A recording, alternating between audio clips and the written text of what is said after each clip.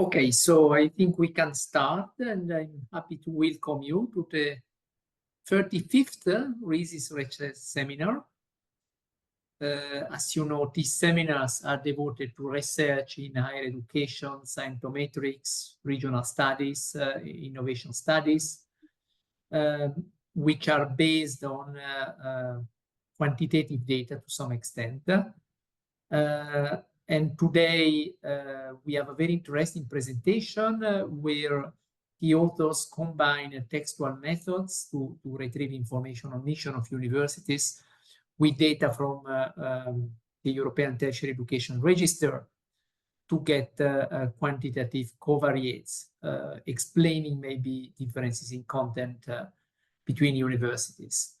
This is joint work by Nicole Filipovic, Simon R. Ertel, and Harry Hoffmann, who will present. And we are so lucky to have a very distinguished expert about higher education and institutional mission, who is Marco Seeber, professor at the University of Agder. The play now, Harry will present for about half an hour. Then I'll give the word to Marco for discussion and comments. And then we have an open discussion between all participants and the authors. We would appreciate if you can keep open your camera so that the presenter sees some faces behind the names. Mute your micro. You can intervene by raising your hands, by writing questions in the chat, and the final discussion also by simply opening your camera and your micro. So with this, I ask Harry to switch to his presentation, and then we can immediately start. All right, then. Thank you for having us here and giving us the opportunity to present our research. I'm really happy that so many people joined and seem to be interested in our research.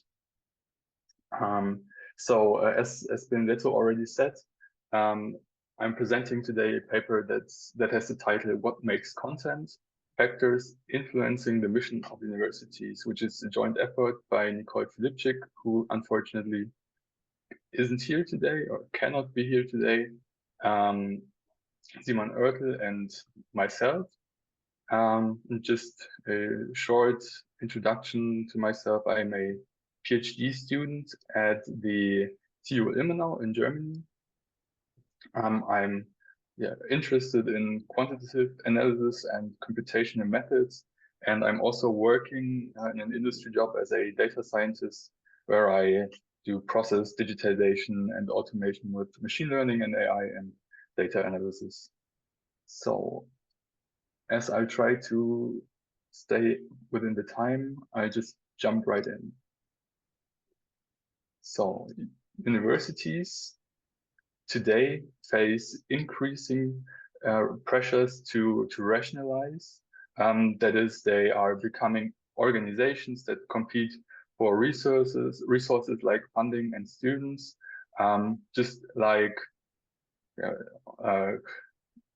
businesses do in a similar way, and therefore the universities also adopt several practices that exist in businesses, like reputation management, quality management, or internationalization, for instance, but also mission statements. Mission statements are used to articulate the goals, values, also often history and characteristics of universities to their stakeholders. And in that way, they are also used as a means for strategic positioning.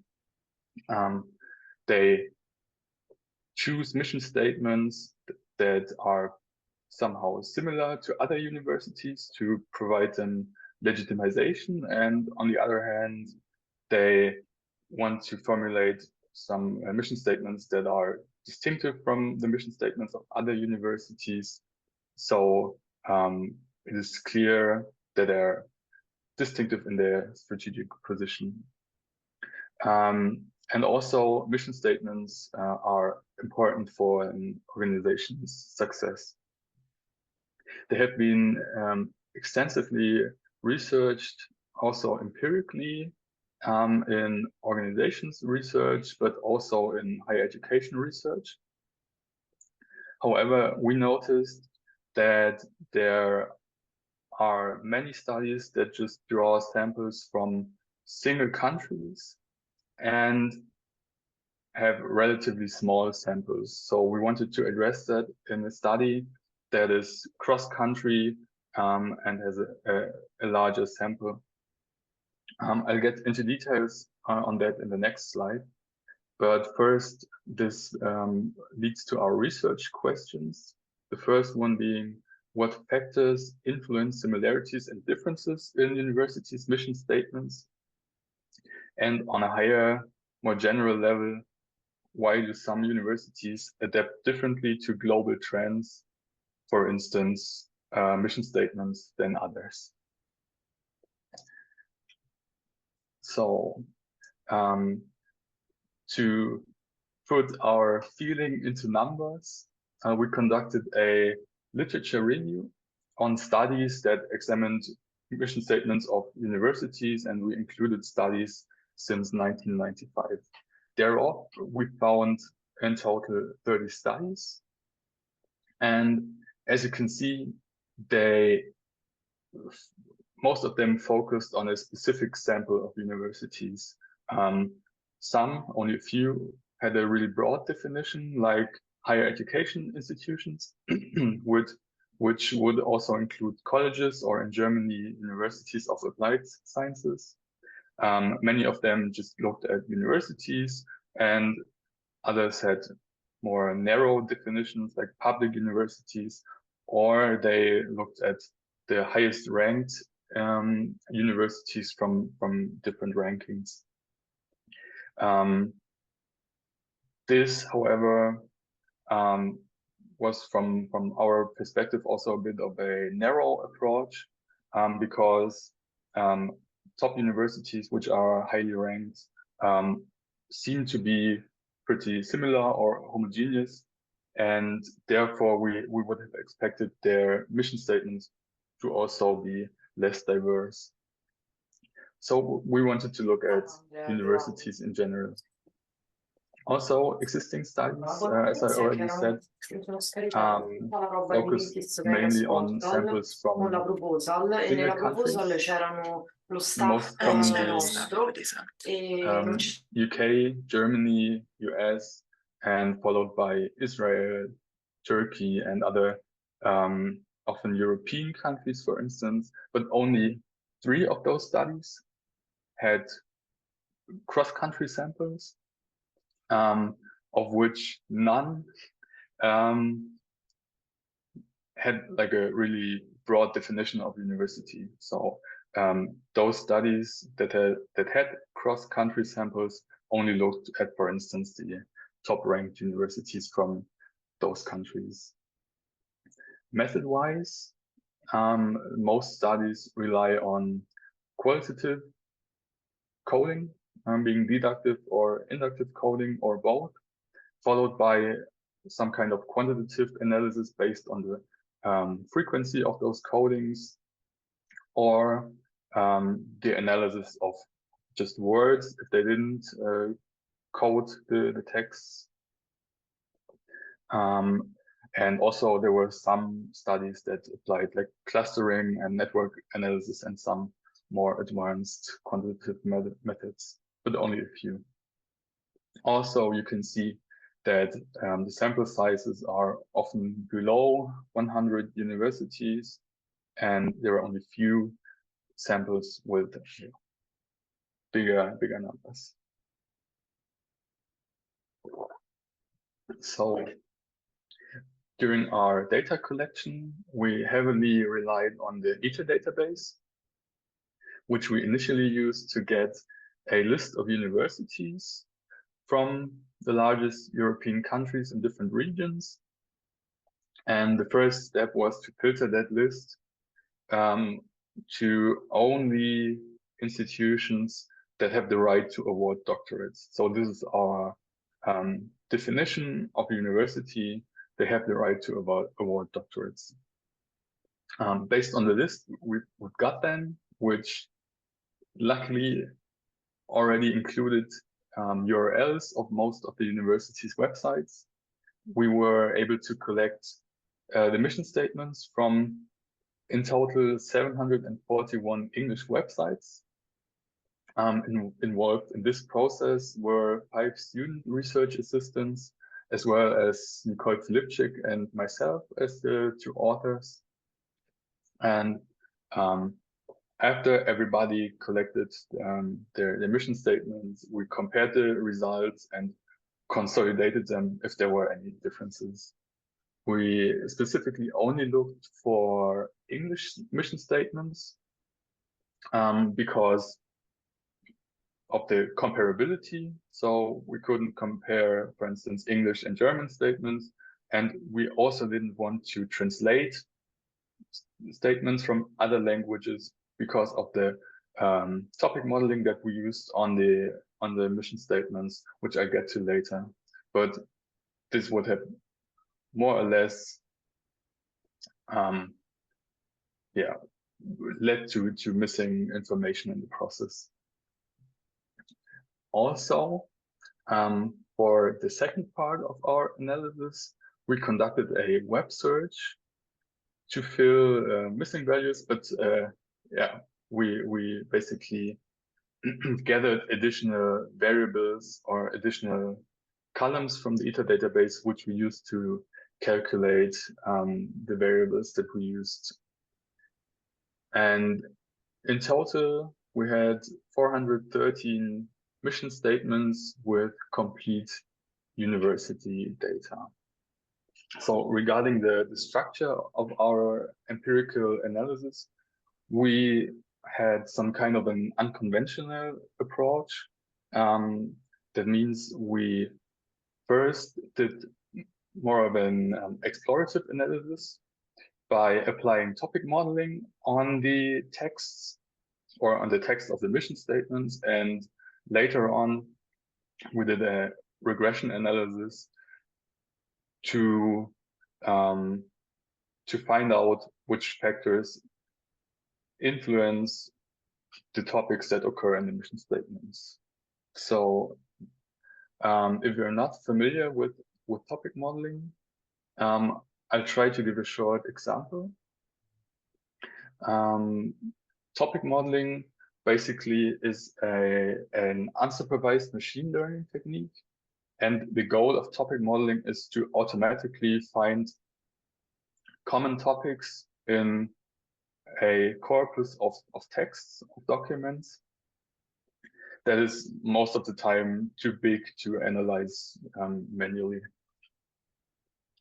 The core assumption of topic modeling, or most topic modeling algorithms, is that documents are created randomly from statistical distributions. So if you would want to create a document, you would start with the first word. For that word, you would randomly pick a topic that this word comes from, and inside of that topic, or for that topic, exists another probability distribution of words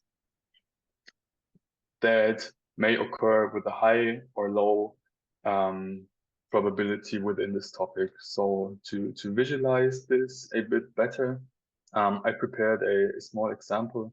In the bottom left diagram, you can see for 3 topics with a really small vocabulary, just for illustration, the probabilities of each word occurring in each topic. So for instance, mechanics has a high probability to occur in physics, or the other way around.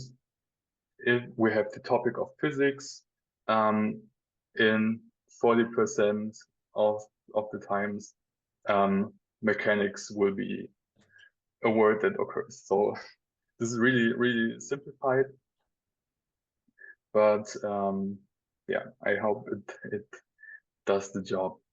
Another example would be thermodynamics, which seems to occur as well in physics as well as in chemistry. And if we look at the documents, we can see in document 1, it reads quantum mechanics and general relativity are fundamental in physics. So if we look at the words that occur in this document, for instance, mechanics and physics, those are words that seem to appear in the topic of physics. So we know if we look at the diagram on the right side, that document 1 is mainly comprised of words of topic physics. So and similar, if we look at document 4, for instance, it reads thermodynamics bridges chemistry and physics. Then we have the words thermodynamics, chemistry and physics. So it seems to belong to physics as well as chemistry for the most part. So to wrap it up, we have a probability distribution of topics. We have a probability distribution of words for each topic, and from those distributions that we estimated from a text corpus, we can infer the topic prevalence, meaning how much of a topic is present in one document, back to the documents. Also, one thing to add is that we have used correlated topic modeling, which is an extension to other more basic topic modeling algorithms, which allows topics to be correlated. So for instance, I think this is pretty realistic that physics and chemistry are somehow related, and that, for instance, physics and biology are less related than physics and chemistry. We applied the correlated topic model using the STM package in R, if anyone is interested. So when fitting the model, it is necessary to pre-process the text. For that, we applied several pre-processing steps, being lowercasing, removal of non-alphanumeric characters, so special signs, for instance, dot, slash, and we also replaced numbers that we classified as years by a special token that indicates that this number is a year. So in the further analysis, we'll be able to see that a topic includes often year numbers, and therefore is probably speaking about the future or history or similar. All other numbers we removed as well because they were mainly parts of listings, and we also removed the most frequent words because they don't provide much of information when they occur in all of the mission statements. For instance, university or academia are words that we removed. And also we removed the least frequent words just to reduce noise in the data set. So we also tried out different parameters and different models. For instance, we fitted models with different numbers of topics. The number of topics is a parameter that you have to set in the beginning of the fitting, and we evaluated the models based on common metrics that are used for the evaluation of topic models, being log likelihood and semantic coherence. And after that, we decided for a model with 6 topics. We also further validated this model by applying a different set of pre-processing steps, and then looking at the distributions of the topics and of the words and read documents that are associated with those topics. And yeah, so we made sure that the model is valid. Also, as you'll see on the next slide, the results of the topic model are distributions of words, as I already said before. So you typically get the most common words, or the words with the highest probability for each topic. And you have to interpret the topics somehow. So the way we did that was to add labels and a short explanation to each topic. And this labeling process was done by 6 experts from universities who were either university vice presidents, director of university communications, dean, and also researchers that focus on higher education.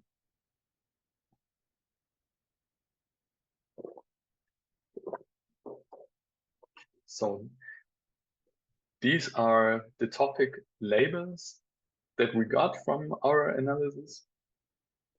So the first label would be research and knowledge transfer, and words with high probability to occur in this topic are, for instance, science, scientific, economy, technology, and so on, creative transfer. And yeah, those are, by the way, word stems. So all possible word endings are included. This topic, for instance, addresses the active role of universities in promoting scientific and technological innovations, and it shows the importance of research and its applications. So the second topic would be academic excellence, where words like program, international study, numbers of years, degree, goal collaborations, and so on occur, which mainly contain the academic programs, degrees, faculty, and goals of the universities. And yeah, it may also show the international aspect. So a third topic would be cultural and community values, including words like community, human or humanistic, culture, value, respect, traditions, freedom, and so on. I think this is pretty obvious what it's about. And topic 4 would be globalization and world society, containing words like world, society, innovation, community, sustainability, future, global, values, changes, people, and so on and so on. So this topic seems to be a bit forward-looking and has a global perspective, might also address the global challenges and sustainability. Second to last topic is functional core, or is labeled functional core. This focuses on the act of teaching, of the responsibilities of the university to their members, support structures for students and staff.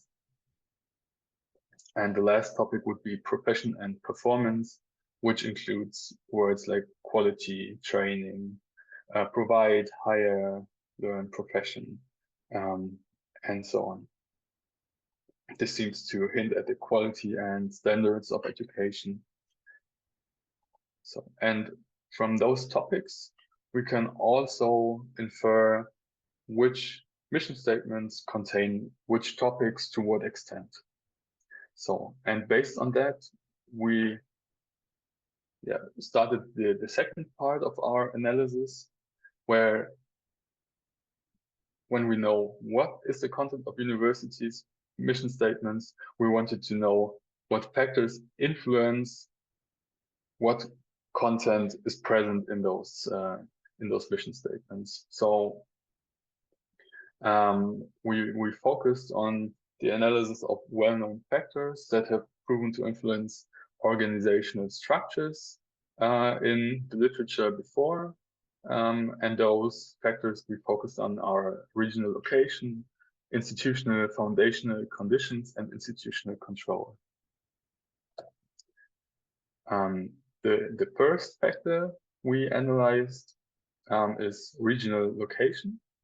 And we started our argumentation based on world society theory, which says that we live in a globalized world with globalized norms, and that within this globalized world, some practices that prove to be most efficient or provide most legitimacy spread globally. So to different regions or organizations in different regions.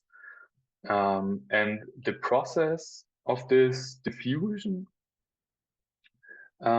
is called cultural rationalization. During cultural rationalization, more traditional cultural institutions are replaced by new practices that are more systematically organized and follow more rational principles.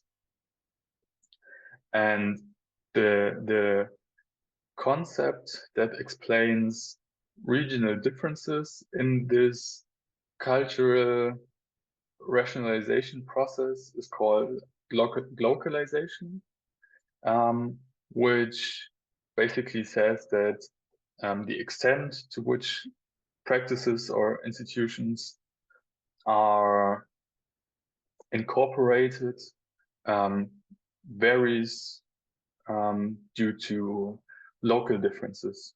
For instance, the national higher education systems differ in their traditions. There are different laws, different importances for the public, and so on. And this influences the speed or the extent at which those rationalized institutions are adopted.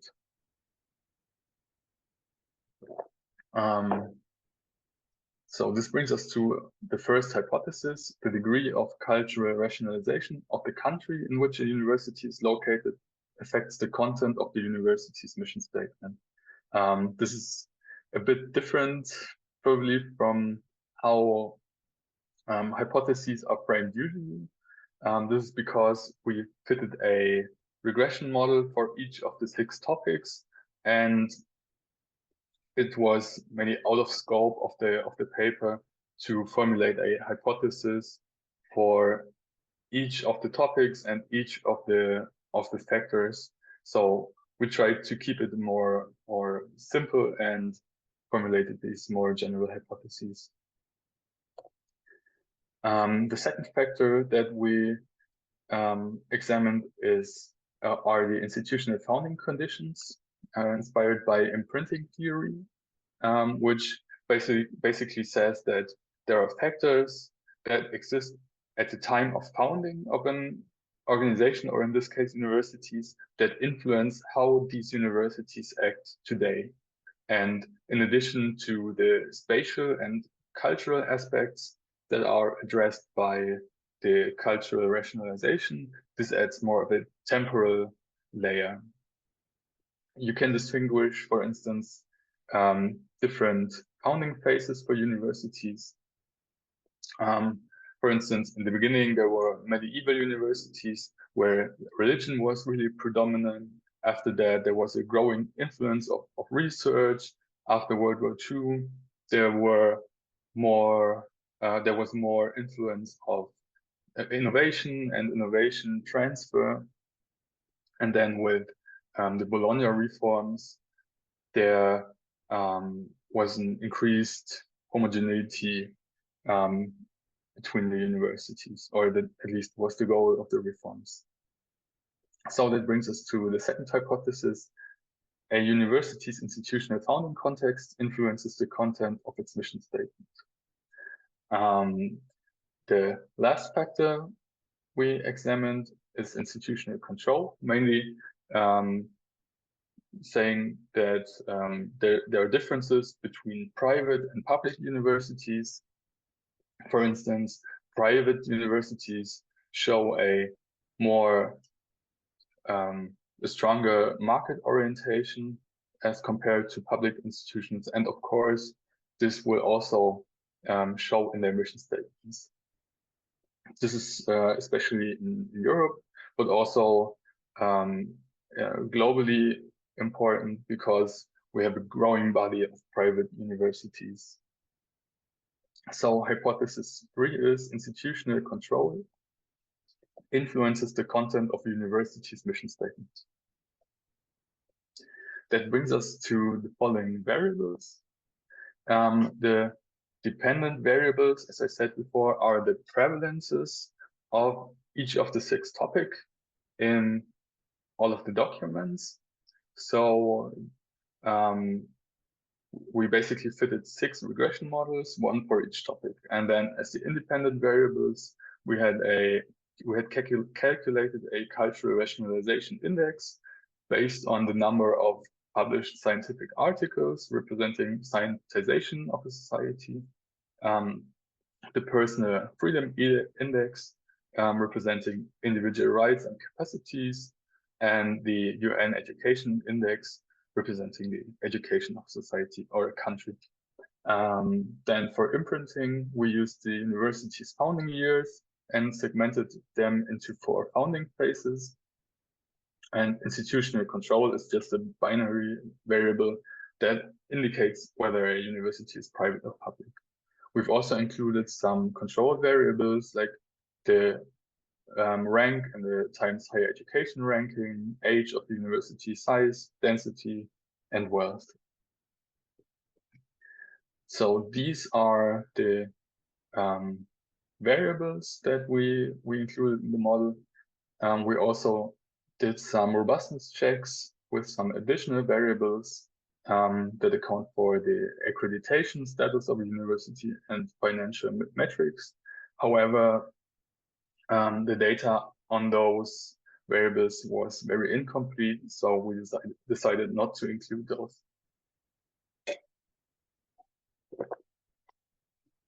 So this is a short overview over the results we got in the end.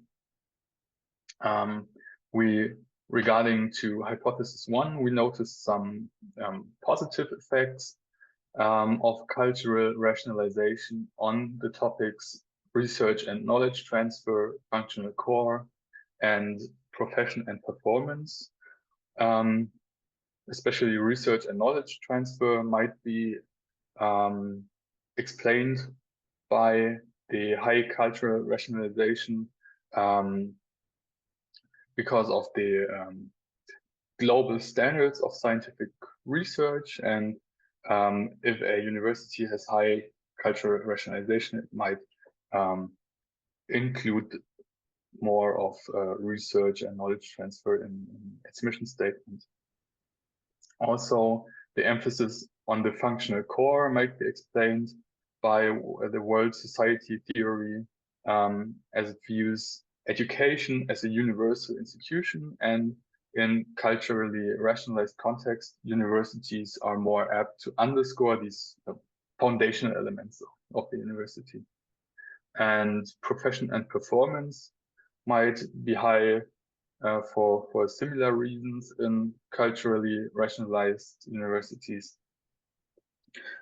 because the preparation for professional roles aligns with the global expectations on universities regarding the outcomes of education.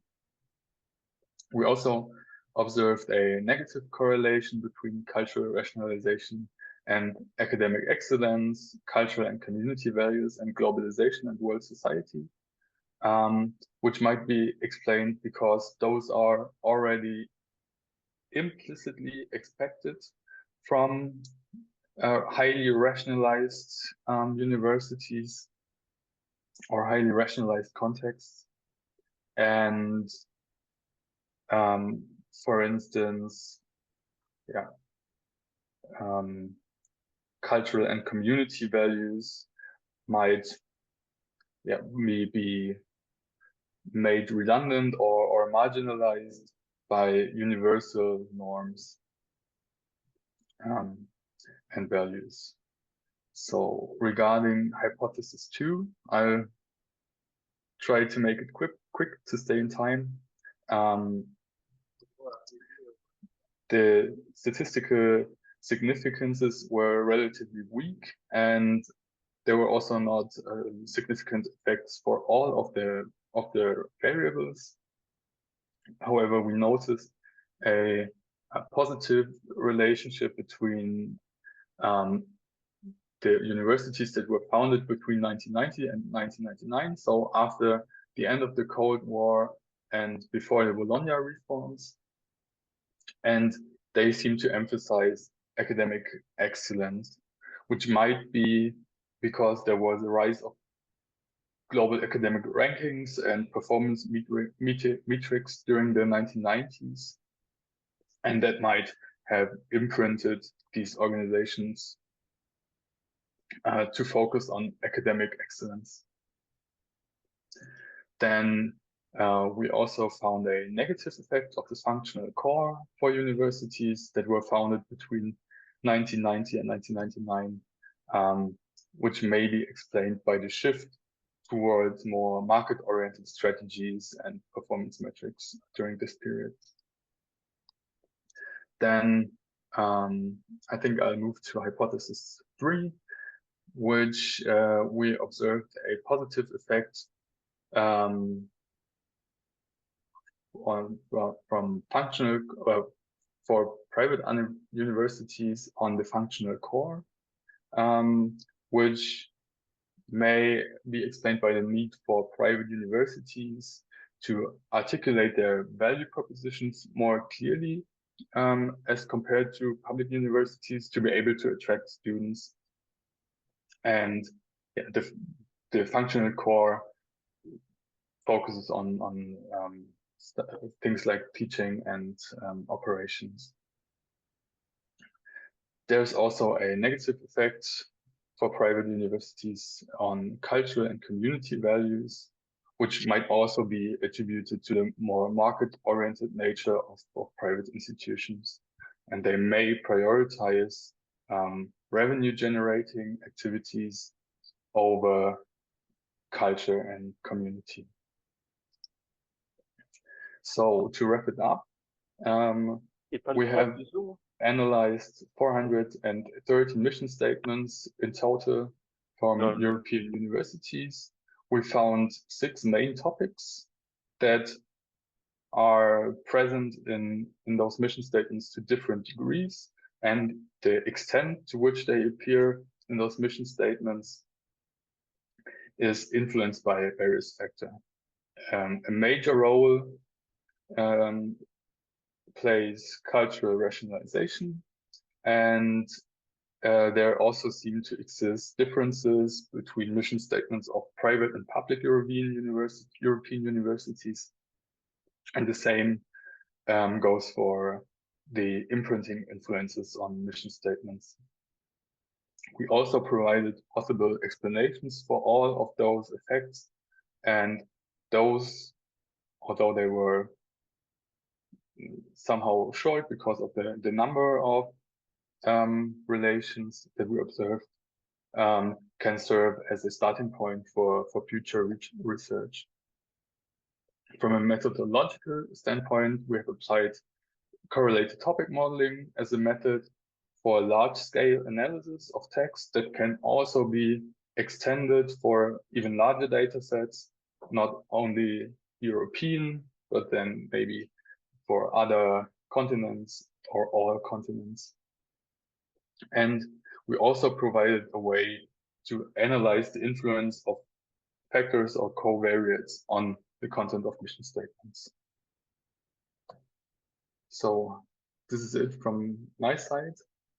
Thank you for Harry. the attention. Thank you so much for this very nice presentation. Could you stop sharing the screen, please? Yes, of course. And I head to Marco immediately for your comments. Thank you, Benedetto, for the invitation. Thank you, Harry, Nicole, and Simone for the paper. It's a very broad paper with a lot of work behind it. So this is a strength, definitely. It has a very great potential in the sample, in the literature review, and also in the quantitative approach. I will now jump to the observation. My intention is a little bit to focus on points that if you address more clearly, it may make the paper stronger. So keep it as a constructive comment. So and some of them are a little bit the devil in the detail kind of comments, which can potentially undermine the reliability of your results. And we can take this as a dialogue if you prefer, because some of the things I have is questions, clarification, and we can go back and forth. So the first comment is, we know that we have mission statements formulated at different levels. Okay, so we have a mission statement of the organization as a whole, so the entire university, but typically you also have mission statements formulated at lower level, like the faculty, the department, or even parts of the administration. As far as I understand, your interest is in mission statements at the university level, correct? Yeah, that's right. Okay, so then in the paper, you make one example. You make two examples, one of the University of Granada and one of the University of Malaga, to exemplify mission statements that represent certain topics at best. But if I read the mission statements of the University of Malaga, it reads, the aim of the Office for Transfer of Research Results is to energize and so forth. So I think you selected the mission statement of the Office for Transfer of Research Results of the University of Malaga and not of the University of Malaga itself. So if that is the case, yeah, then yes, this is sorry, probably a mistake. I understand your wish to dialogue, but we have an audience, so could you try to I can go on. Your questions?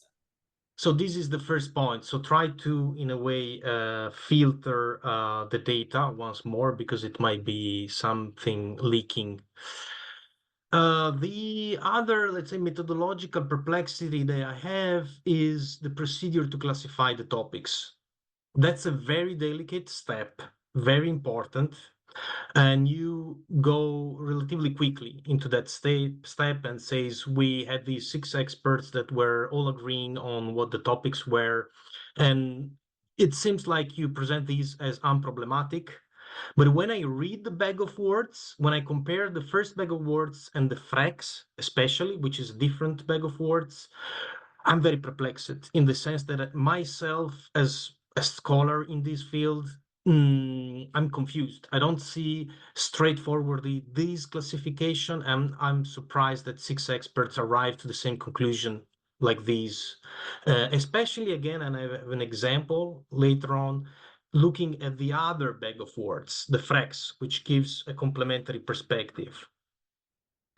And I'm arriving to that. So one point that you stress in your presentation right now is that you say we found a negative effect on cultural and community values for private universities.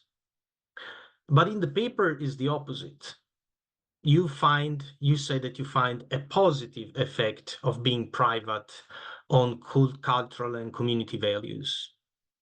So Also, if I look at the regression results, it seems there is a positive effect, but then in the table, when you summarize, it's negative. But anyway, and you then explain that maybe smaller private institutions emphasize community values over commercial activities, contrary to stereotypes. But when I look at the keywords in these topics, at the FREX keywords, so that those that combines frequency and exclusivity, I mentioned some of the words in these, box: Christian, truth, Catholic, church, faith, religion. So I'm wondering if your topic in reality is a blend of two topics. And the fact, we know that many small private institutions are religious oriented, and religious institutions tend to be private small. So I'm wondering if this result is actually driven by a subgroup. And this goes to a general point about how you select the topics. You apply, let's say, an inductive data-driven solution to identify the topics. And this might be fine, but it might be also risky because, this is a technique which has still to be, polished in a way. So I think you might need to read the topics, the different solution of the topics, and see which one are really consistent, and maybe look for experts at different stages with different solutions and see where there is less ambiguity. Also comparing the different bag of words that summarize the topics. One comment about the hypothesis that you also,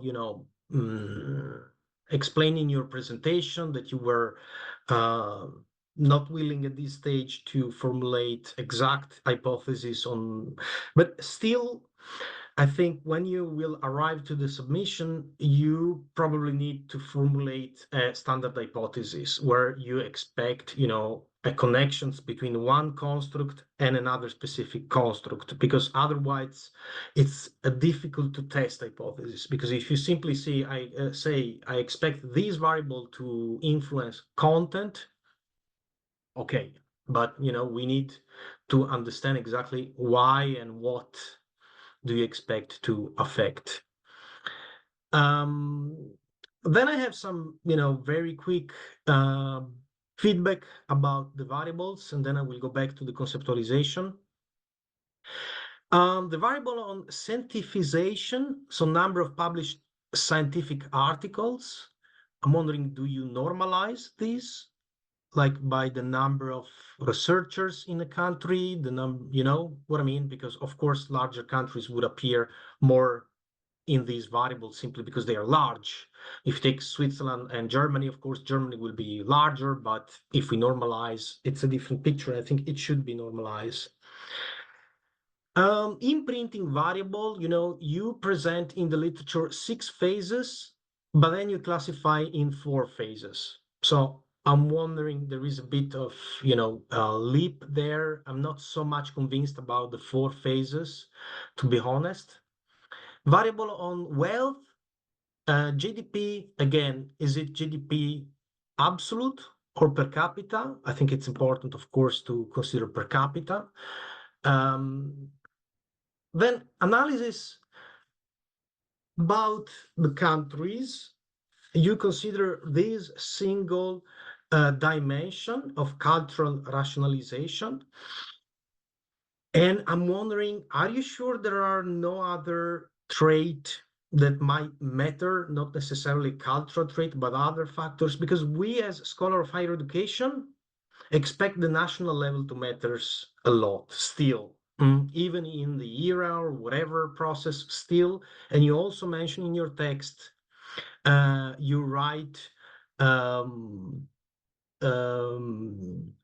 there is still a difference in the structure of higher education among countries despite Bologna reforms and blah, blah, blah. But then the national level disappears. So would expect, do you see any similarities between missions of the same countries or macro regions and whatever other aspects and subgroups. Some scales are not really not clear. Like, for example, the variable rankings. Is it 1, 2, 2, 3, 4, 5 until 244 and then all 244? I would be a bit perplexed. So I would think, for example, of testing a binary. Are you in the ranking or not? Or by groups, because the difference between the number 1 and the number 30 is much larger than between the number 30 and the number 60, for example. So then in the robust test, you consider information about revenues. And here again, you have total core budget, total amount of party funding, potential revenues for student fees. Again, I think here you need to normalize. I don't know if you use the absolute scores, but I think it would make much more sense to normalize in some way, like the share of resources attracted from this source and this source and so on. The variable age and the variable rank are highly correlated negatively. In fact, the VIF value is below 10, but it's still high, is 6. And, in the regression, they have both negative coefficients. So they seems to compensate with each other. I think there would be curious to see what happens if you run separately the two variables, because I think there is something going on there between these two variables. Then final comment, more conceptual. You talk a lot about translation, about adaptation, and I'm wondering if another concept might be actually more pertinent in your case, which is a bit of selective isomorphism. Namely that when you have multiple institutional pressures, multiple logics, organizations select some of these pressures. There is a paper by Pachi and Santos that describe, these phenomenon, and it's actually what it appears to be in your case. It's not that they adapt to a different extent to all these global pressures, but they include in their missions some and much less other or not at all. Yeah, so this is all my comments. And thank you. Thank you, Marco, for a very precise, excellent set of comments. I think, Harry, you don't have to answer to all of them, maybe to some of the most important one. And I think one core comment on which I agree, I feel I have problems also in believing to the list of topics. So I think this is for me the core comment, because all stands and rests with that. So I give you the word. Please try to be brief, because there might be other comments useful for you. All right. Thank you very much for the thorough notes and those many very detailed points. So these are very valuable to us. So I understand the concerns regarding the labeling of the topics, and I think we'll have to improve on that side. Regarding the variables, I'll have to look it up, because the analysis is actually was a few months ago. So I'm pretty sure we applied normalization to some of the variables, but we'll have to make it more clear in the paper itself. Also, yeah, I think I'll not go into the details, but thank you very much for the comments. Yeah, if I may follow on topics, I see, and I think it's the comment of Marco, two problems. One is exactly when you look to the most frequent words, sometimes they seem to be quite heterogeneous. And of course, you might expect other topics, but for example, I'm fully surprised not to find any subject-specific topics in mission statements. I would have suspected to find them. So one question is how many topics also, because we made work on LDA, on other corpora, and sometimes you start with few topics, but then you discover a solution with more, it fits better. So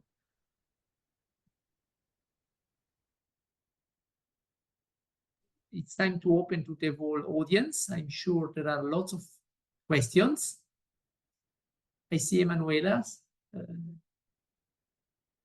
Yeah, thank you, and very really interesting presentation.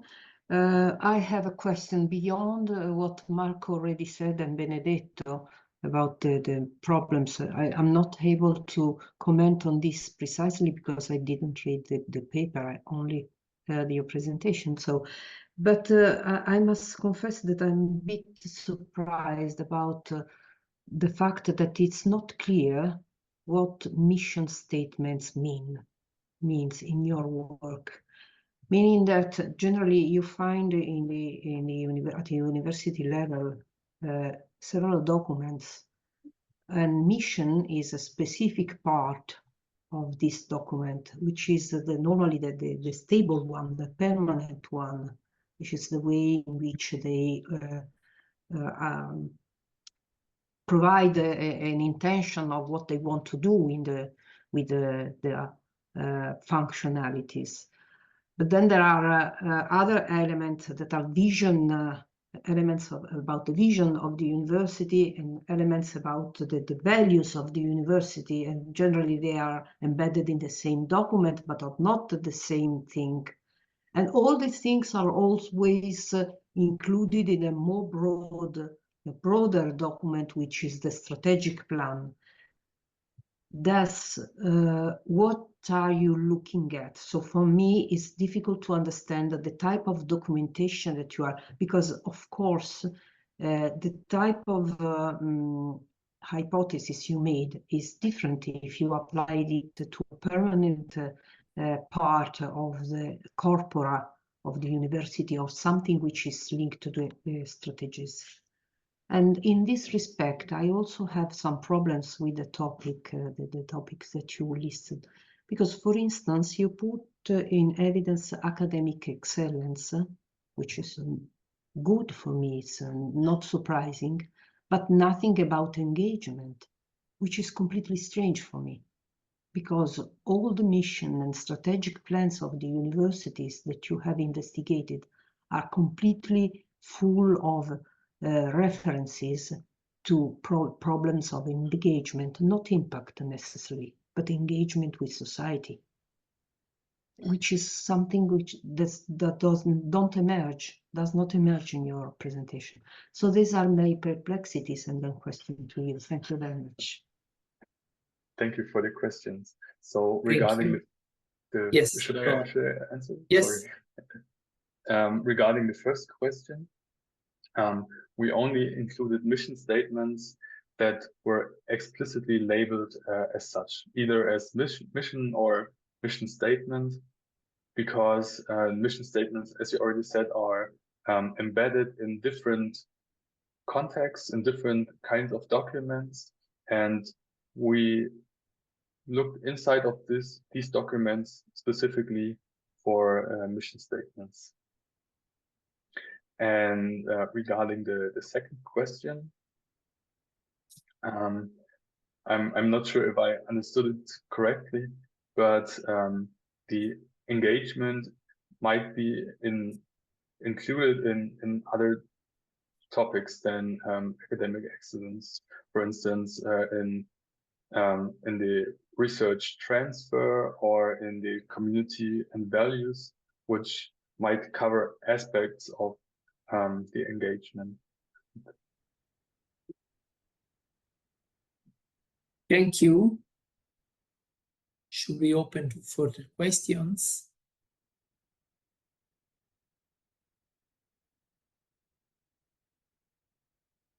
In the meantime, people think I have a further question, because in some parts, in the front part of the paper, you speak about diffusion theory and basic globalization. And indeed, there is some evidence from smaller samples that mission statements tend to be very alike, despite differences in the institutional profiles. So university define their mission in a more uniform way than universities are in the practice.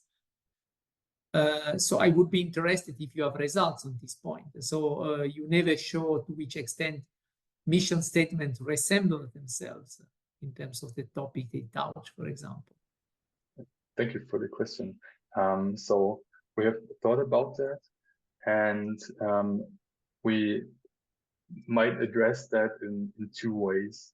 The first one being that we identified a number of words that are occurring very, very frequently in all of the mission statements, which we removed before applying the topic model. For instance, I have the list of words somewhere in the appendix.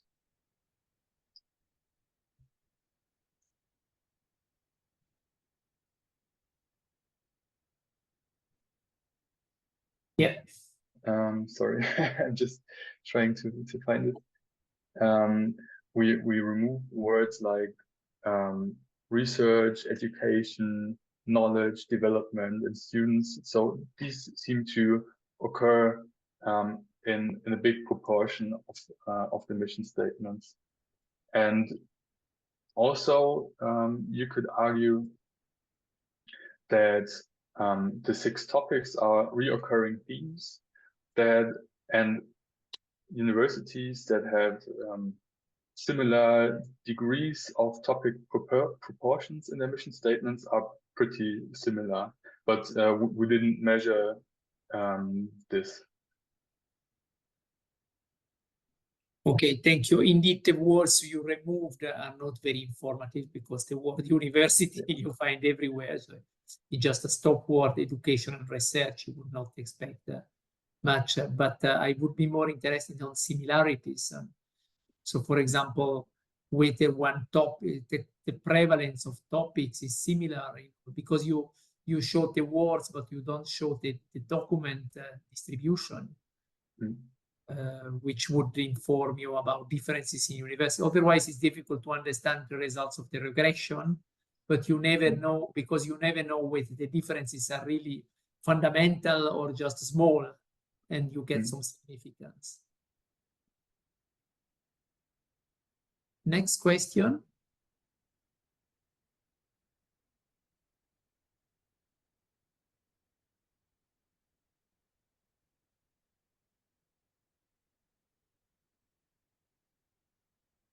Seem not to be many more questions. One question just, did I understand correctly, the paper has been published or? No, it hasn't been published. It is currently under review. Okay, yeah.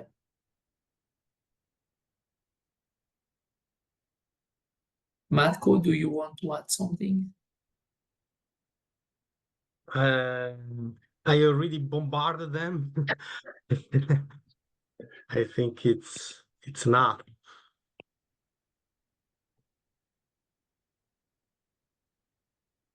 One question I would have is, but I see Federico, so give you the floor. Thank you. No, it's not it's more an observation because I didn't read the document. And one suggestion for Harry is outside the research that you have done is make more emphasis on the things that you are trying to explain. Because once you talk with the many researchers that they have their own experience and whatever, what you need to understand is make emphasis on what you want to demonstrate, in order also to emphasize the hypothesis that you are trying to demonstrate. Thank you, and I see Daniel, so we collect these 2 questions.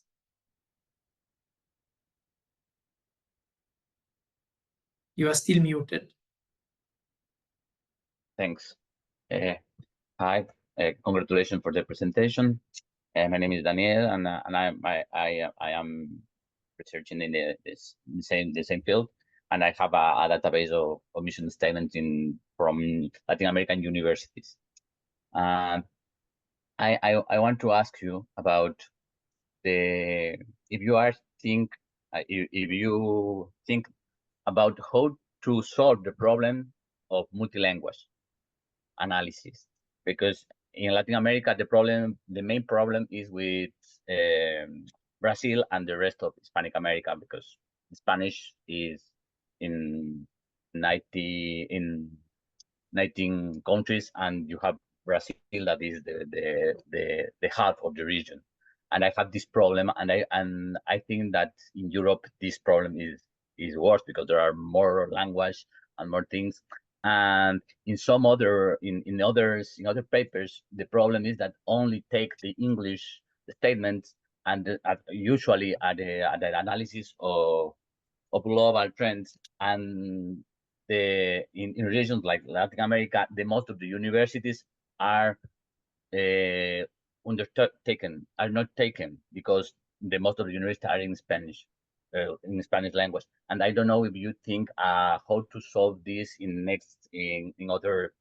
next steps or next studies. Thank you for the question. I totally get the problem, and I think that word-based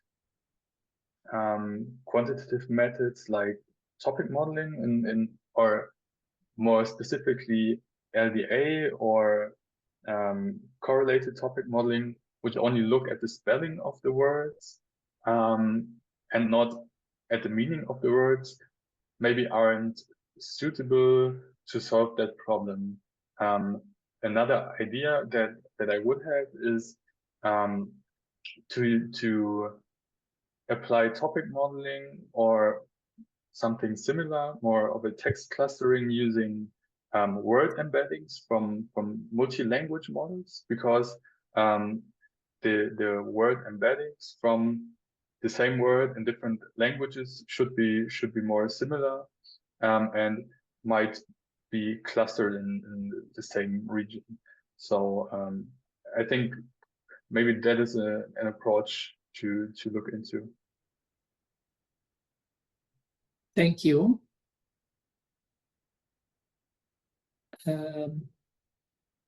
Other questions?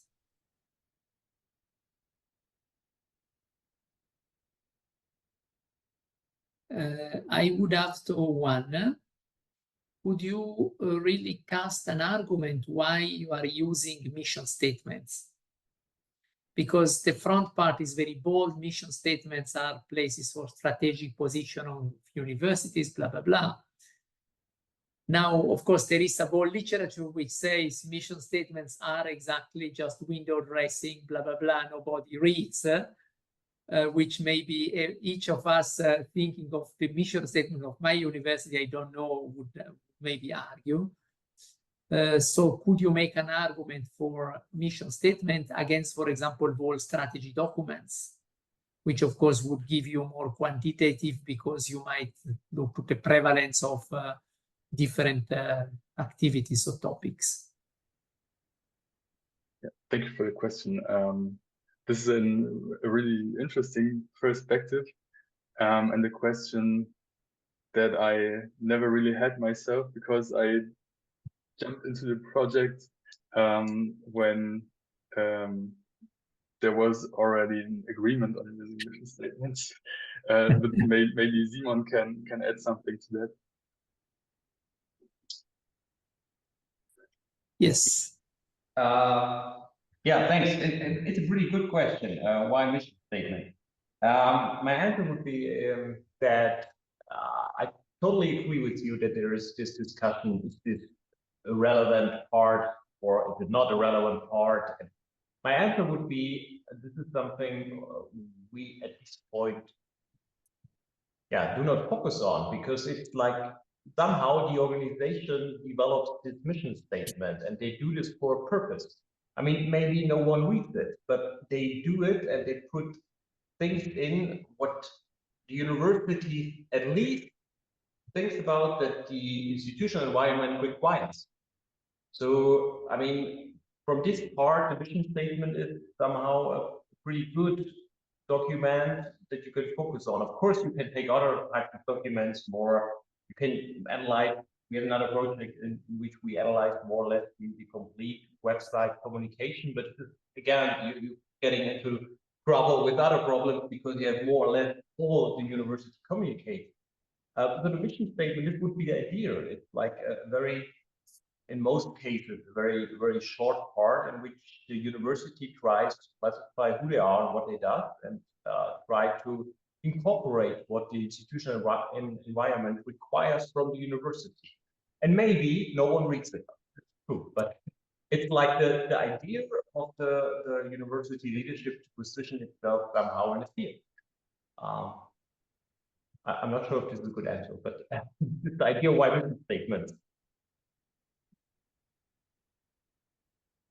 Okay, thank you. At least you should have, for me, a clear argument, and you should provide some evidence that mission statements are different enough to desert the type of analysis you are doing. Yeah. Before showing results on chain of variation.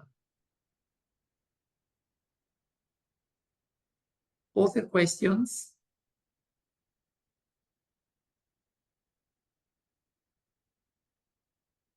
So if not, to close, I want to emphasize beyond the technical problem, the discussion on how many topics, etc., the huge potential of these methods. That's a nice example. And of course, methods like LDA, like word embeddings are quickly developing and can be executed faster with time. And the huge potential of combining these methods with quantitative or semi-quantitative data to get information on how universities communicate or represent themselves. So I think that's an important avenue for our community. And I think this study, methodologically, its design is very interesting for me for that reason. If there are no further comments, I want first to thank the presenters and Harry and Simon and Marco for its very generous reading, which I'm sure it will be extremely helpful to spot some of the issues reviewers might spot out as well.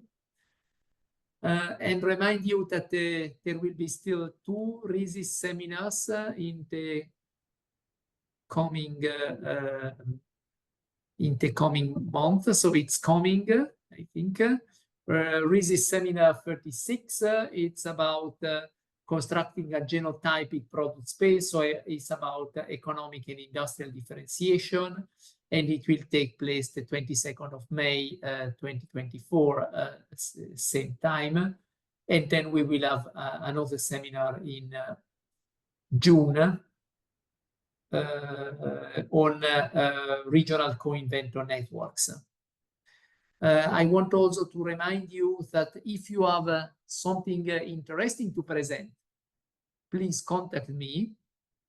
As you saw, it's a good place to present preliminary results and to get very tight and precise comments by discussant. So it might be a very good opportunity for you. And I want to thank Georg and Serena for managing the seminar, and wish you a pleasant afternoon.